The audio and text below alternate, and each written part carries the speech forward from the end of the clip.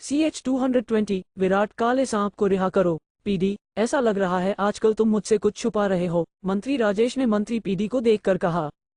उनके बोलने के तरीके से ऐसा लग रहा था कि वो मंत्री पीडी के बारे में कुछ जानते थे। मंत्री पीडी के चेहरे पर अब भी एक मुस्कुराहट थी, उनके चेहरे पर तो डर का कोई नामो निशान ही नहीं था। हम आपस में बाद में निपट लेंगे, लेकिन इस वक्त और भी जरूरी मसले हैं। हमारे दुश्मन हमारे ठीक सामने खड़े हैं। क्या हमें इन अंदरूनी झगड़ों पर अभी ध्यान देना चाहिए?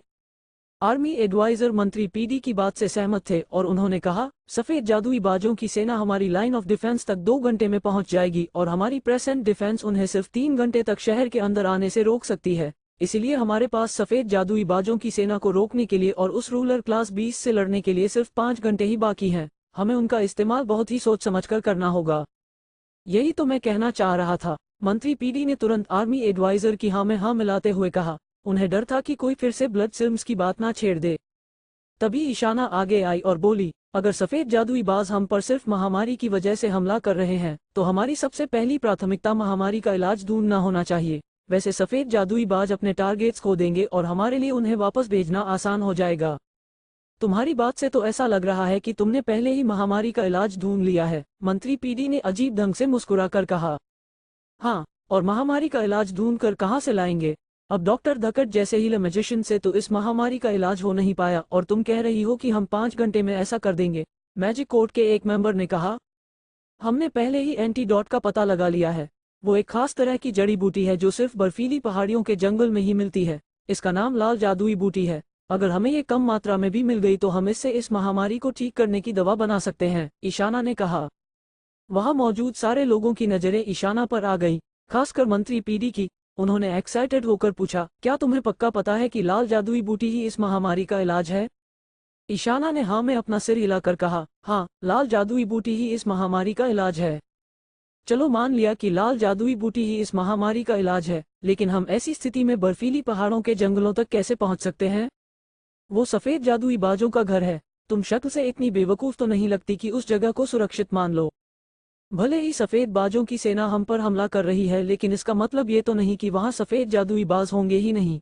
एक पूरा बटालियन भी वहाँ जिंदा नहीं पहुँच पाएगा। और क्या तुम्हें सच में ऐसा लगता है कि इस दौरान हम अपने एडवांस्ड मैजिशियंस को एक ऐसे मिशन पर भेजेंगे जिसकी मंजिल का कोई भरोसा ही नहीं है?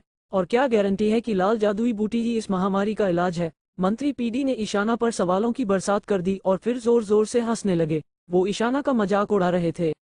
ईशाना और मिस्टर अनंत ने मंत्री पीडी की तरफ गुस्से में देखा। ईशाना को तो इतना गुस्सा आ रहा था कि वो मंत्री पीडी को तुरंत जेल भेज देना चाहती थी। वहां मौजूद सारे लोग परेशान हो गए थे। उन्हें महामारी का इलाज तो मिल गया था और उससे सफेद जादुई बाजों का हमला भी रोका जा सकता था, लेकिन बदकिस्मती से वो सबसे खतरनाक जगह पर था। हमारे पास एक रास्ता जरूर है। सफेद जादुई बाजों और गरुड़ पक्षियों की मित्रता होती है। आमतौर पर सफेद जादुई बाज गरुड़ पक्षी पर हमला नहीं करते। अगर हम एक गरुड़ पक्षी को बर्फीली पहाड़ियों के जंगल में भेजकर लाल जादुई बूटी मंगवा ले तो हमारी परेशानी तो आसानी से हल हो जाएगी, है ना? आर्मी के जनरल ने कहा। आर्मी के कमांडर जो जनरल के बगल में खड़े थे, उन्होंने जनरल के कान में फुसफुसा कर कहा, जनरल, आप भूल गए क्या? आप ही ने तो सारे गरुड़ पक्षियों को मारने का ऑर्डर दिया था। जैसे ही जनरल को अपना ऑर्डर याद आया, उनकी बोलती ही बंद हो गई। किले में एक भी गरुड़ पक्षी नहीं बचा था और अगर गलती से बच भी गया होता तो भी वो उस रूलर क्लास बीस्ट के डर से इंसानों की मदद कभी भी नहीं करता। ऐसे में वो लोग क्या कर सकते थे? मीटिंग रूम में एकदम सन्नाटा छा गया था। किसी को इस मुश्किल से बाहर निकलने का कोई रास्ता ही नजर नहीं आ रहा था। अचानक एक 17 साल का लड़का भागता हुआ मीटिंग रूम में आया और टेबल पर अपने हाथ पटक कर हांफने लगा। उसके पीछे भागते हुए 2 सैनिक आए। वो काफी गुस्से में दिख रहे थे। अंदर आते ही वो उस लड़के को बाहर ले जाने की कोशिश करने लगे। लड़के ने जोर से चिल्लाकर कहा, मेरे पास लाल जादुई बूटी लाने का एक तरीका है। मैं वो एंटीडोट लाने का तरीका जानता हूँ। ये बेवकूफ अंदर कैसे आया? इसे बाहर ले जाओ और सजा दो। यहाँ एक बहुत ही जरूरी मीटिंग चल रही है। ये लड़का किसकी परमिशन से अंदर आया? मंत्री पीडी ने चिल्लाकर कहा। 1 मिनट, इसी लड़के ने महामारी की जड़ तक पहुँचने में हमारी मदद की थी। कम से कम हमें इसकी बात सुन लेनी चाहिए। ईशाना ने उन सैनिकों को रोक कर कहा। कहो लड़के, तुम क्या कह रहे थे? मिस्टर अनंत ने कहा। उनकी बात सुनकर मंत्री पीडी ऐसे हंसने लगे जैसे उन्होंने कोई चुटकुला सुना हो। अब तक मुझे ये लगा था कि हम इस मुसीबत से बाहर निकलने का रास्ता ढूंढ रहे हैं, लेकिन उस दौरान भी आप मुझ पर झूठे इल्जाम लगा रहे थे और अब ये कह रहे हैं कि हमें इस बेवकूफ लड़के की बात सुननी चाहिए। अगर आपको यही बकवास करनी है तो मैं यहाँ रहकर अपना वक्त बर्बाद नहीं करूंगा। ये कहकर मंत्री पीडी अपनी जगह से उठे और मीटिंग रूम से ऐसे चले गए जैसे उनका इस सबसे कोई लेना देना ही नहीं था। वहां मौजूद सारे लोग एक दूसरे को देखने लगे, उन्हें समझ ही नहीं आ रहा था कि वो क्या करें। ईशाना ने अनिरुद्ध से कहा, तुम कह रहे थे कि तुम्हारे पास लाल जादुई बूटी हासिल करने का कोई तरीका है, क्या तरीका है तुम्हारे पास, बताओ हमें। आरव और चुटकी जो पहले ही अनिरुद्ध के साथ बाहर खड़े थे, वो भी अब अंदर आ गए थे। आरव भी ये जानना चाहता था कि अनिरुद्ध के पास सफेद जादुई बाजों के घर से लाल जादुई बूटी हासिल करने का आखिर क्या तरीका था।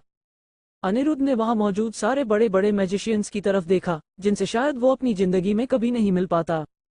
उसे उनसे डर तो लग रहा था, लेकिन उसने अपना गला साफ करके कहा, किले में एक गरुड़ पक्षी अभी बाकी है, वो मेरे ऑर्डर्स मानता है, मैं उसे बर्फीली पहाड़ियों के जंगल तक छिप कर ले जा सकता हूँ और वहां से लाल जादुई बूटी भी ला सकता हूँ, वो मुझे सबसे अच्छे से जानता है। लेकिन मैंने तो सारे गरुड़ पक्षियों को मारने का ऑर्डर दिया था, फिर एक गरुड़ पक्षी जिंदा कैसे है। अनिरुद्ध की बात सुनकर जनरल गुस्से से चिल्लाए, जी, मैंने आपका ऑर्डर इसलिए नहीं माना क्योंकि मैंने उस गरुड़ पक्षी को बचपन से पाला है और वो मेरा सबसे अच्छा दोस्त है, अनिरुद्ध ने धीमी आवाज में कहा। ये बात सुनकर जनरल खुश हो गए, उस लड़के ने एकदम सही समय पर उनकी बात नहीं मानी थी। लेकिन फिर कमांडर ने अपना सिर हिलाया और बोले, उस गरुड़ पक्षी के होने से भी कोई फर्क नहीं पड़ता, उस रूलर क्लास बीस्ट के कारण सारे गरुड़ पक्षी बेकाबू हो गए थे। वो तो हमारी किस्मत अच्छी थी कि हमने उन्हें पहले ही मार दिया, वरना वो हम पर ही हमला कर देते। ऐसे में तुम्हारा गरुड़ तुम्हारा ऑर्डर क्यों मानेगा। अनिरुद्ध को डर लग रहा था कि कहीं सैनिक उसे फिर उठाकर बाहर ना फेंक दे। उसने धीमी आवाज में कहा, जी, मेरा गरुड़ पक्षी मिक्स्ड ब्रीड है, उसके पंख ग्रे कलर के हैं, लेकिन मैं उसकी असली ब्रीड नहीं जानता। कल मुझे लगा था कि मेरे गरुड़ पक्षी ने भी मुझे धोखा दे दिया, इसलिए मैंने उसे समन करने की कोशिश की और वो वापस आ गया, जिसका मतलब ये है कि वो रूलर क्लास बीस्ट के कंट्रोल में नहीं है। अनिरुद्ध की बात सुनकर सबकी खोई हुई उम्मीद वापस आ गई।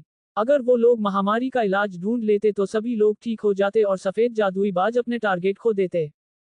कमांडर, शायद हमें इस लड़के का आइडिया ट्राई कर ही लेना चाहिए। अगर ये फेल भी हो गया तो सिचुएशन इससे ज्यादा बिगड़ेगी नहीं, मिस्टर अनंत ने कहा। बाकी कमांडर्स भी मिस्टर अनंत की बात से सहमत थे। ठीक है, तो फिर अनिरुद्ध, अगर तुम लाल जादुई बूटी ले आए तो मैं खुद तुम्हें स्वपन नगरी के रक्षक का टाइटल दूंगा, मिस्टर अनंत ने कहा। अनिरुद्ध ने मिस्टर अनंत को सलाम किया और बोला, मैं किसी भी हालत में ये मिशन पूरा करके ही रहूंगा। अनिरुद्ध, क्या तुम जानते हो कि बर्फीली पहाड़ी के जंगल युद्ध के मैदान से भी ज्यादा खतरनाक है। हो सकता है तुम बूटी लाने में अपनी जान खो दो। क्या तुम अब भी इस मिशन पर जाना चाहते हो, मिस्टर अनंत ने पूछा। पहले तो एक पल के लिए अनिरुद्ध थोड़ा हिचकिचाया, लेकिन फिर सलाम करके आगे बोला, सर, मुझे पूरा भरोसा है कि मैं इस मिशन से जिंदा वापस लौटूंगा। जब ईशाना ने उस लड़के के चेहरे पर अपने लोगों के लिए कुछ कर जाने का जज्बा देखा तो उसे मंत्री पीडी की याद आई, जो इतनी बड़ी गलती करने के बाद भी शर्मिंदा नहीं था। उन दोनों लोगों में जमीन आसमान का अंतर था। उस 17 साल के निडर और बहादुर लड़के के सामने मंत्री पीडी कुछ भी नहीं थे। अनिरुद्ध की हिम्मत ने ईशाना का दिल छू लिया था।